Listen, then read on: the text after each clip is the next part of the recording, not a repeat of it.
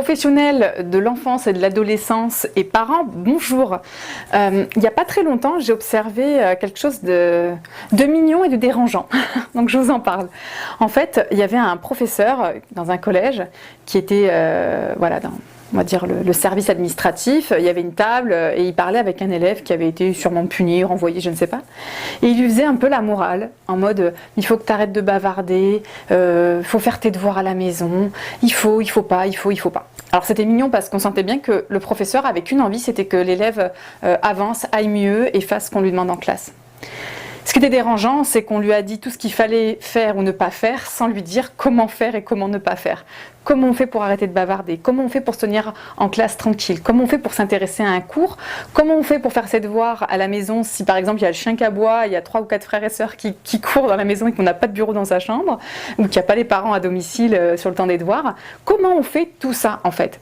Et c'est très perturbant pour moi de voir qu'on passe beaucoup d'énergie à dire aux enfants ce qu'il faut faire ou ce qu'il ne faut pas faire sans donner des billes concrètes. Mais pourquoi on ne le fait pas? Parce que les adultes ne savent pas, ne savent pas comment on fait pour ne pas bavarder, pour se concentrer en classe. Tous ces outils-là ne sont pas à la disposition de ce que moi j'observe des professionnels de l'enfance. Donc c'est pour ça que je travaille avec justement les adolescents notamment, puisque je suis éducatrice de rue, sur comment on fait pour ne pas bavarder. Est-ce que tu peux gribouiller dans un coin? Est-ce que gribouiller ça te permet d'être concentré? Voilà, on fait des tests avec les compétences et les aptitudes de chacun et de chacune, parce que chaque enfant est différent.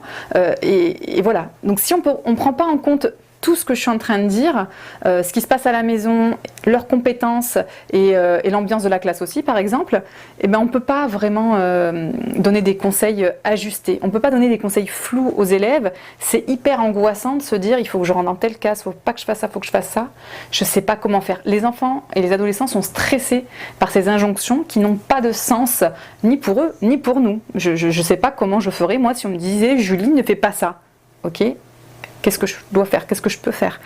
Au travail, c'est pareil, il y a des injonctions, les gens ne comprennent pas ce qu'ils doivent faire. Donc comme on est adulte, on arrive à dire, bon bah clairement, qu'est-ce que tu attends de moi? Parfois, les adultes n'arrivent pas à cette étape-là, et ça s'entend aussi. On ne nous forme pas à tout ce qui est communicatif, on nous apprend à parler mais pas à communiquer, comme dit si bien Jacques Salomé.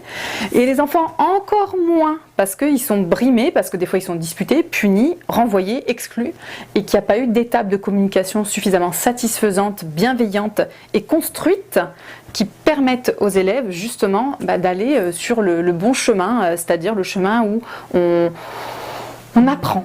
Tout simplement. Déjà, ce serait déjà pas mal pour beaucoup d'enfants. Voilà. Je vous remercie de m'avoir écouté. Je vous dis à bientôt. Au revoir.